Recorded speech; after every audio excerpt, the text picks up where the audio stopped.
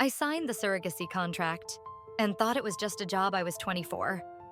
Broke. Living in a tiny studio apartment that smelled like damp socks and forgotten dreams. When the ad popped up, I wasn't even looking for it. Healthy woman wanted for surrogacy, high compensation, discreet, legal, safe. I clicked on it, not because I dreamed of carrying someone else's child, but because I needed money. Rent was overdue. My fridge had mustard, expired milk, and a leftover fortune cookie. And honestly, I wanted to feel useful for once, like I mattered. The agency looked legit. Their office was pristine, with white walls, soft lighting, and a woman named Gwen with a voice like a lullaby. "You'd be giving a couple the gift of life," she said. "They've tried everything. You'd be their miracle, Zen." Her words made me feel special. More than just a girl who worked 2 jobs and still couldn't afford groceries. I met the couple a week later. Carter and Elise, perfect, wealthy, beautiful like the people you only see in magazines.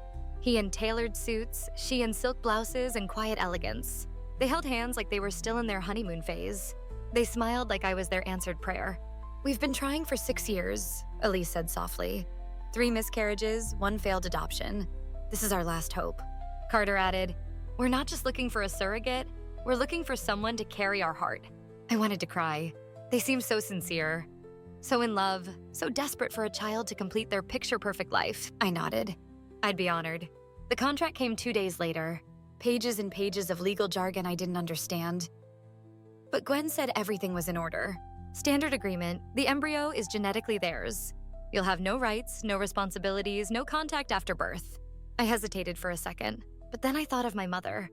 How she left when I was 11. How I spent every birthday blowing out candles with a wish no one ever granted. Maybe this baby would never know me, but maybe, just maybe, I could be someone's wish come true. I signed.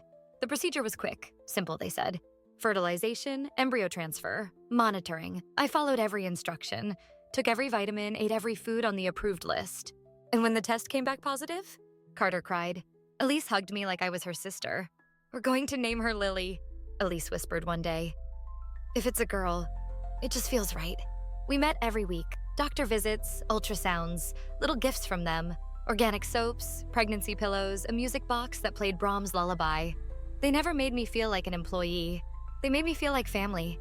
And slowly, I started to feel attached. I'd talk to the baby at night, sing to her, place my hand on my belly and whisper, "You're going to a good home, you'll be loved. I'm just the bridge." But the bridge was already starting to crack.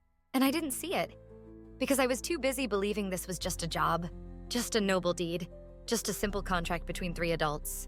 I didn't know that somewhere in that contract was a lie, a big one, and it was growing inside me day by day. They were the perfect couple, until the pregnancy got complicated. It started with missed appointments, tiny red flags that I brushed aside. Carter and Elise used to show up for every checkup, holding hands, bringing fruit smoothies, asking the doctor dozens of questions. But one day they didn't show. Then another time, they sent Gwen instead, smiling, apologetic. "Busy schedule, they trust you completely." I nodded, of course. But something inside me twisted. I was now 16 weeks along. The baby kicked for the first time one morning while I was folding laundry. And I cried. Not because it hurt, but because it didn't feel like their baby anymore. It felt like a presence. Like someone that was saying hello. I texted Elise that night. She kicked just once, but it was amazing. No reply. The next morning, Carter responded with, "Thanks for the update." No exclamation point, no warmth. They used to call her our little miracle. Now they only referred to her as the baby. I told myself not to overthink it. You're just hormonal. They're probably busy. They still care, but their silence grew louder each week. By week 20, Gwen stopped answering my calls after 6 p.m., and when I asked to see Elise and Carter in person, she paused. They're traveling a lot. They'll reconnect soon. The next checkup didn't go as planned. The doctor noticed something during the scan, a potential heart arrhythmia. He wasn't alarmed, said it was likely minor and could self-correct. Still, he wanted more tests. "It's probably nothing," he reassured me. "But we'll monitor it closely," I told Gwen. She said she'd let Carter and Elise know. 2 days passed, no word. So I called Elise directly. She picked up. Sounded tired. "We're dealing with something. We'll talk later." Then she hung up. I stared at the screen, my hands on my belly. "We'll talk later," like I was just a service call to be returned. I tried again the next day. No answer.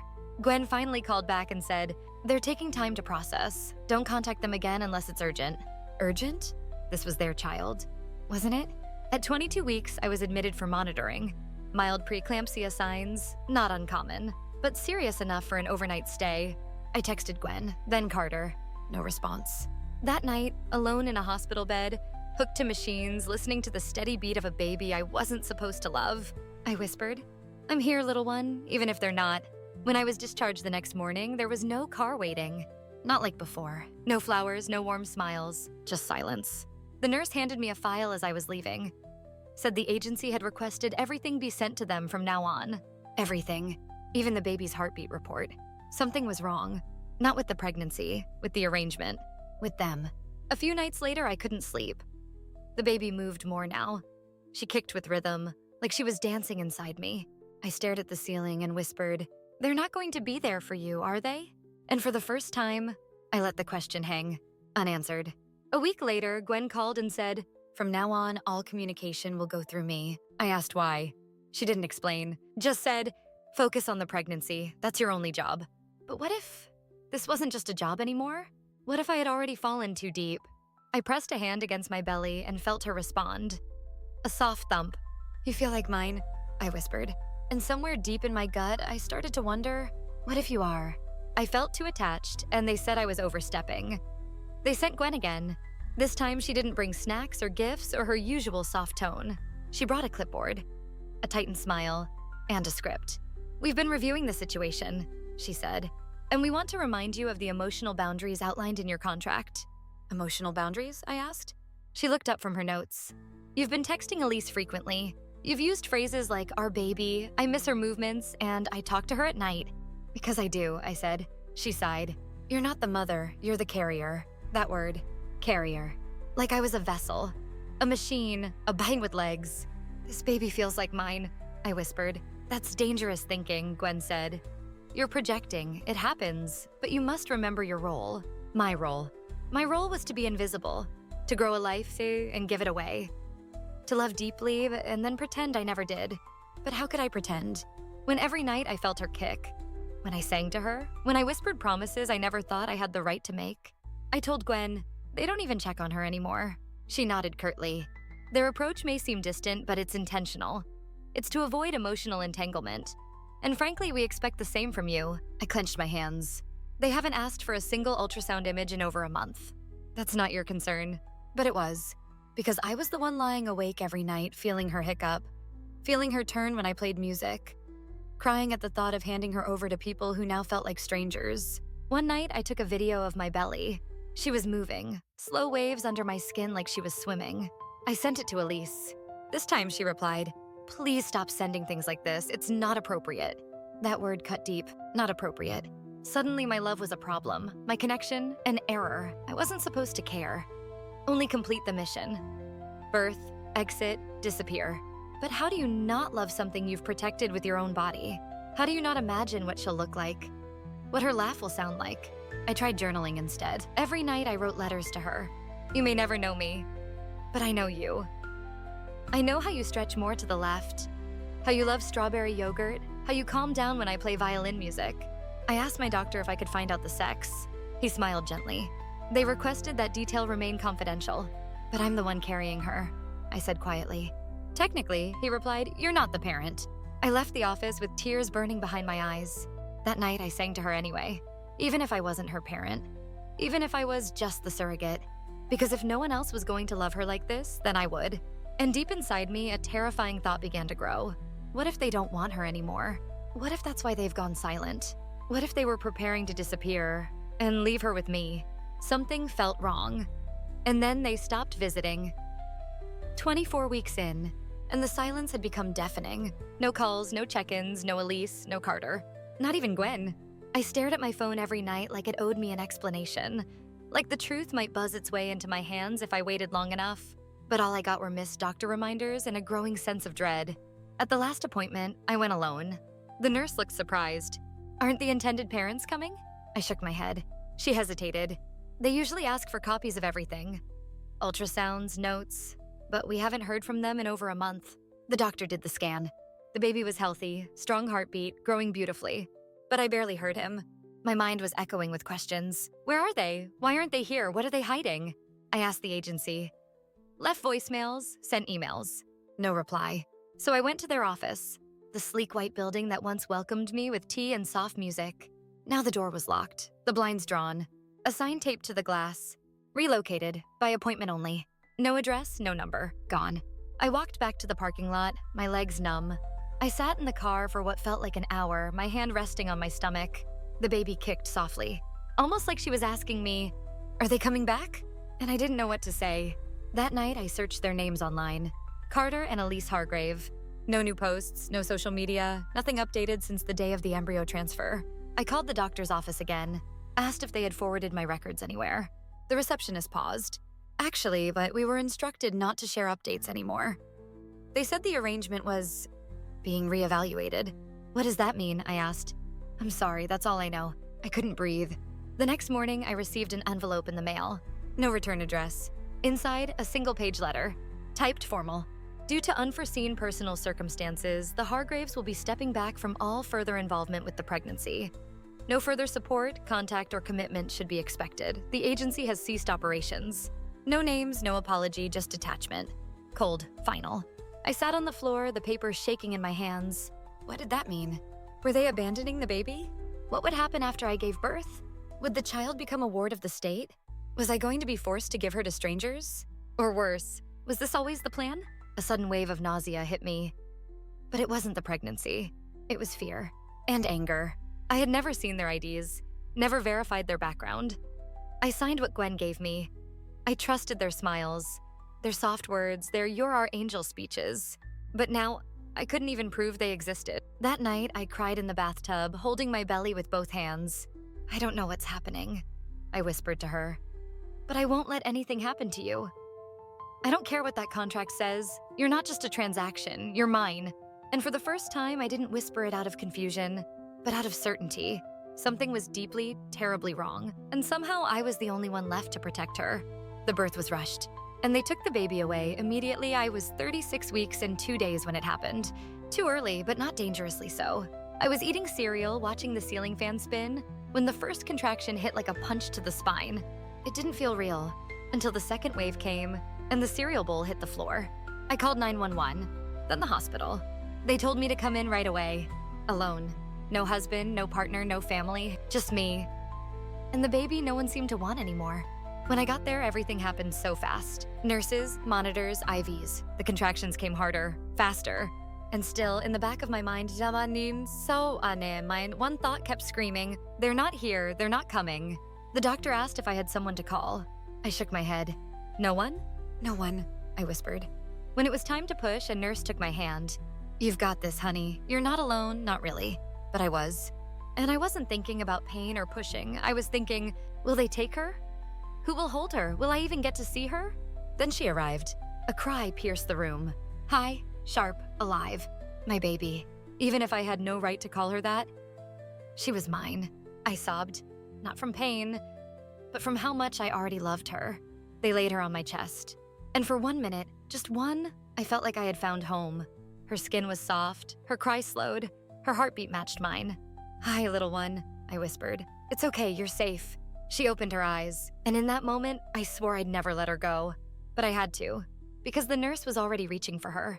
"What are you doing?" I asked, panicked. We were instructed to transfer the baby immediately. By who? By the agency, standard procedure. "There is no agency anymore," I shouted. "They're gone, they disappeared." The nurse faltered, but another voice, calm, clinical, spoke from the corner. A woman in a gray suit, clipboard in hand, ID badge I couldn't read.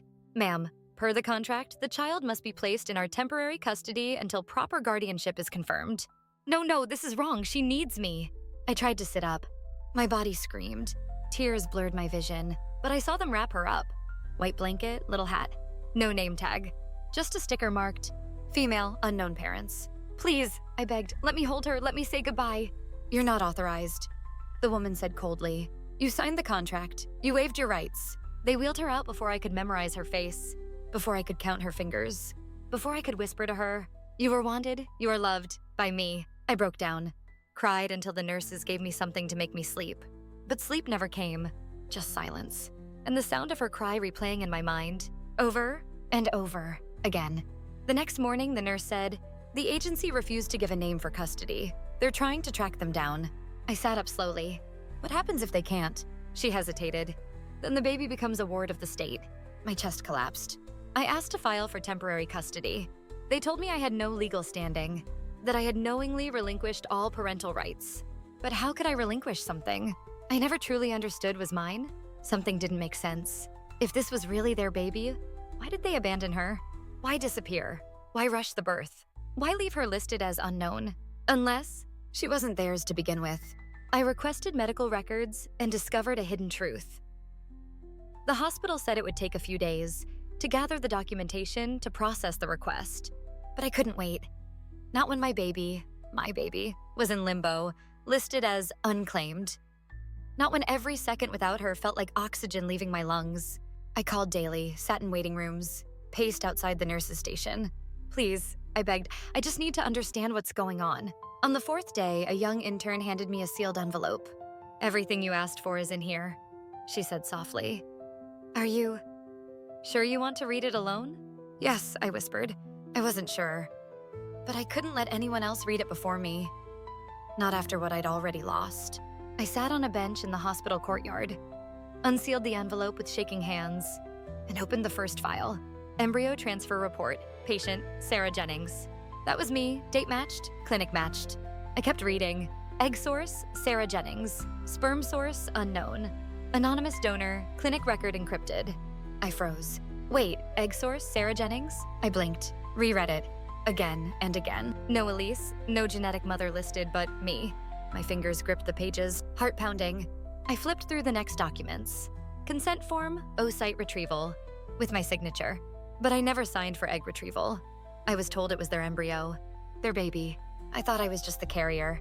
But these documents said I was the biological mother. I couldn't breathe. Another paper. Donor consent, identity withheld per agency agreement. I stared at the sperm donor line. No Carter. No known father.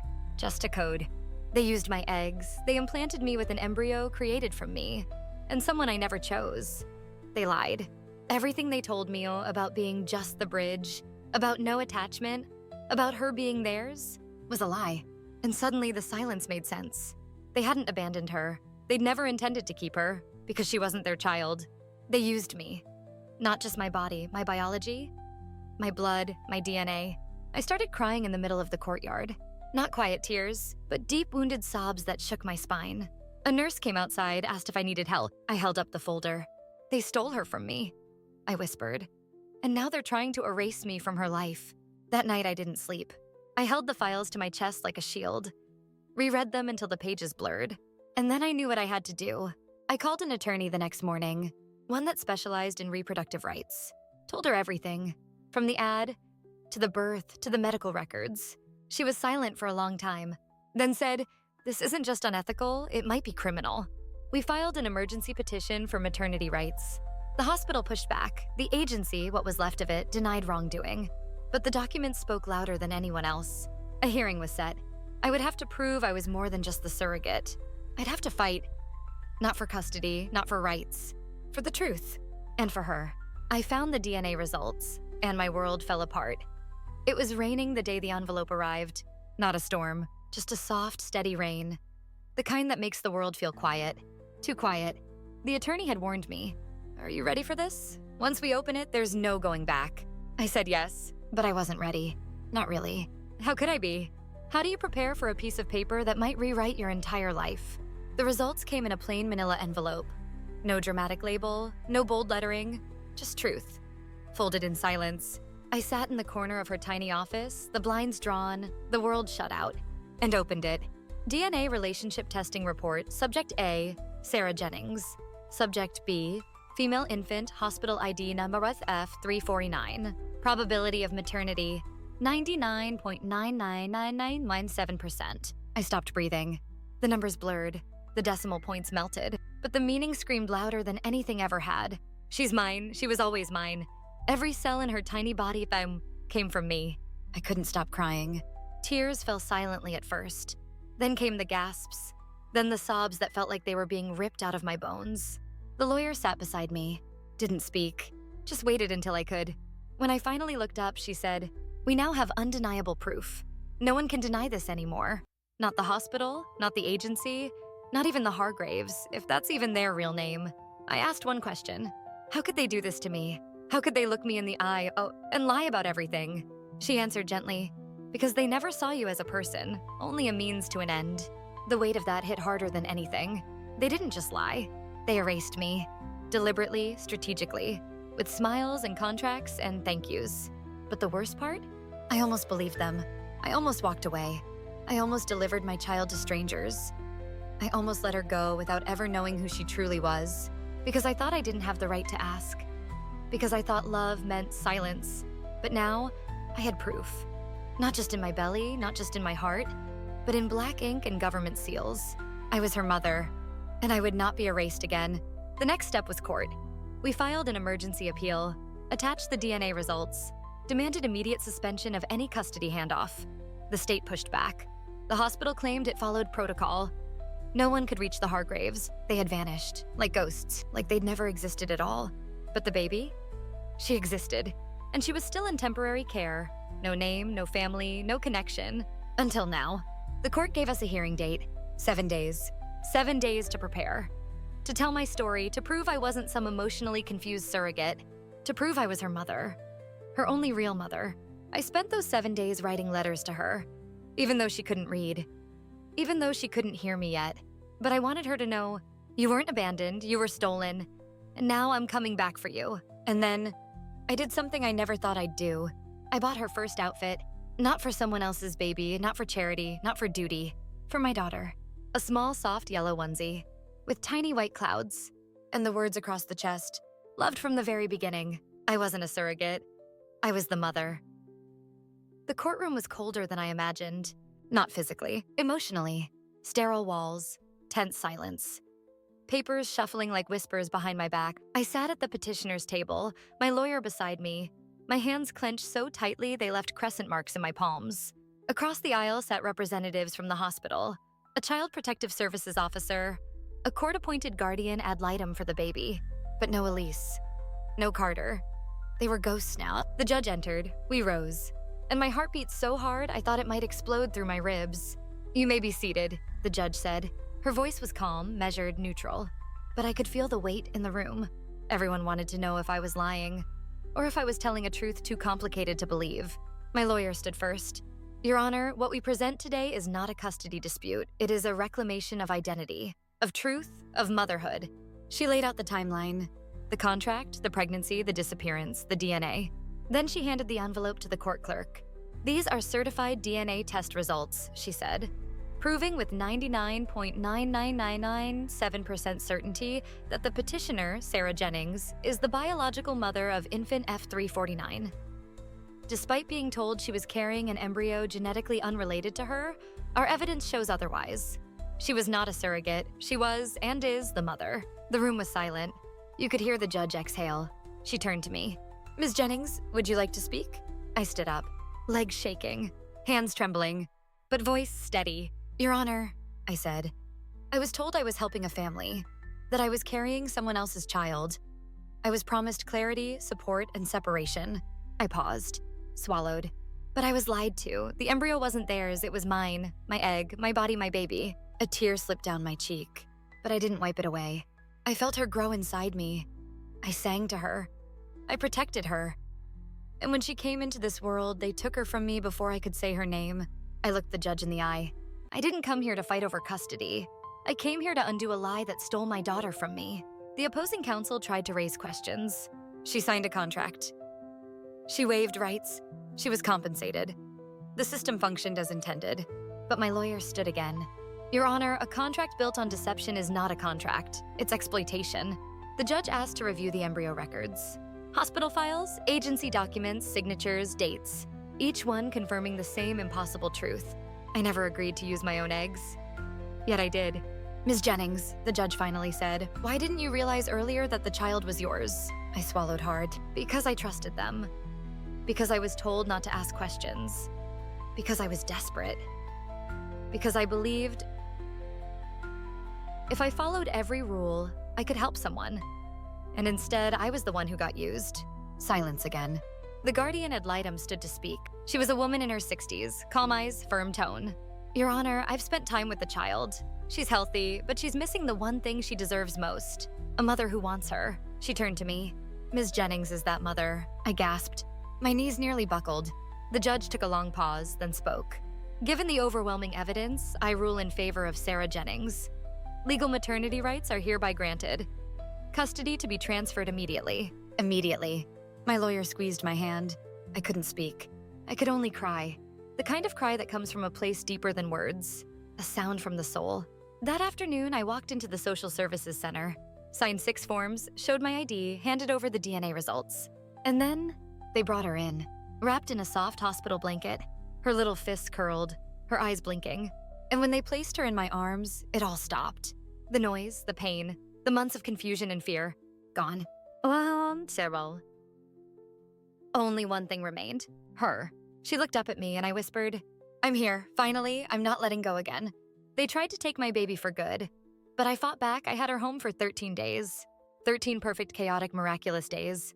Sleepless nights, milk stains, lullabies sung off key, tiny socks that never stayed on. A crib that squeaked every time I peeked in, and a feeling that grew stronger every time she blinked up at me like I was her whole world. I'm finally a mother. No more paperwork, no more courtrooms, no more lies. Until the knock on the door. 2 men, one in a suit, the other in a badge. Are you Sarah Jennings? Yes, I replied, heart already thudding. We're here on behalf of Mr. Thomas Raines. He's filed an emergency petition for paternity rights. He claims to be the biological father of your daughter. I froze. What? He requests shared custody. He claims he was unaware of the surrogacy arrangement and was misled by the same agency. He's demanding immediate visitation. I nearly dropped the baby in my arms. That night, I sat across from my lawyer again. Same office, same table. Different kind of fear. Who is he? I whispered. Thomas Raines, donor ID 348G. We traced the code from the embryo records. It matches. So it's true? She nodded solemnly. He is, by DNA, the biological father. He submitted his records and confirmed he donated sperm years ago, under anonymous terms. But he claims he was tricked into thinking it would only be used for traditional surrogacy. The word rang again in my head. Tricked. Another person. Used. Lied to. By the same system that lied to me. I should have felt sympathy. But all I felt, was fear. Is he trying to take her? He's asking for custody. Joint at first, but if denied, he could escalate. I looked at the baby sleeping in her bassinet, her fist curled next to her cheek, her mouth in a soft pout, her chest rising and falling like a song I didn't want to end. No one takes her again. The next hearing was rushed. Same judge, different energy. Thomas Raines stood across from me this time. Tall, late 30s, ABC, Nate nervous. His hands shook when he looked at the baby. Your Honor, he began. I never wanted to hurt anyone. I didn't know what they were doing with my donation. I didn't know this child existed until I read the headlines, until I saw her name, until I realized she's mine. He looked at me. I'm not trying to erase her mother, but I want to be her father. I stood. Your Honor, she doesn't know him. She's only a few weeks old. I've carried her, felt her move, sang to her, held her through every sleepless night. And she was ripped from me once already. I looked straight at Thomas. I won't let it happen again. He looked down, not angry, not defensive, almost heartbroken. I never meant to take her from you, he whispered. But can't we both love her? The courtroom held its breath. The judge leaned back. This case is unique. There was deception, yes, but not between the two of you. She turned to the guardian ad litem. What's best for the child? The guardian rose.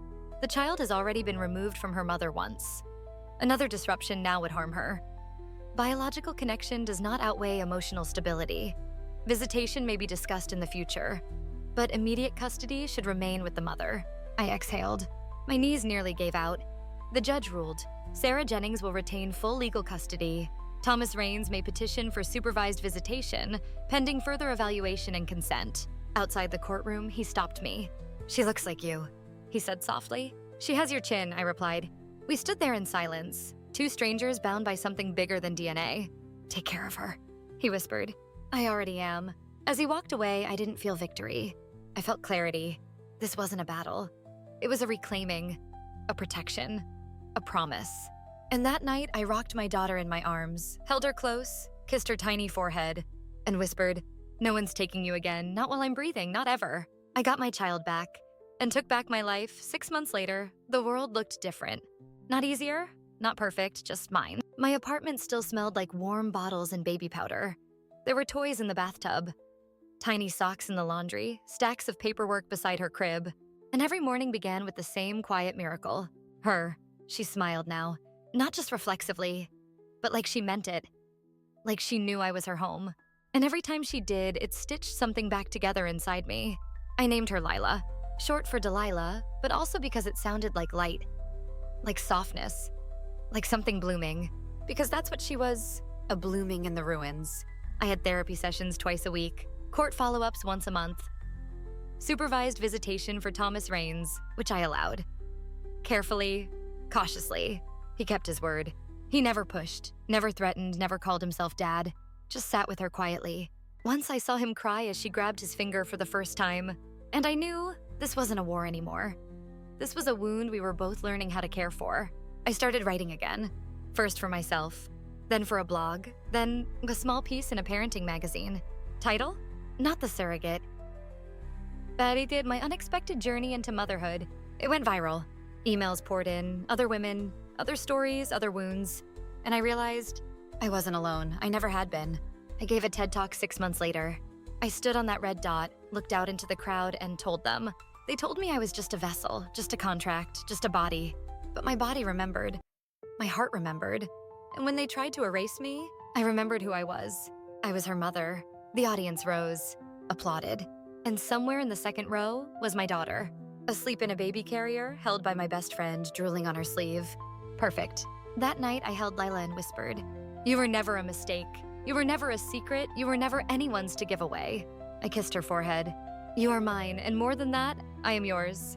I still keep the DNA report. Not to prove anything to others, but to remind myself, the truth doesn't always scream. Sometimes it waits, quietly, until we are ready to hear it. Lila turns 1 next month. She loves avocado, hates socks, and laughs whenever I sneeze. She is chaos, joy, healing in human form. And me? I am not who I was.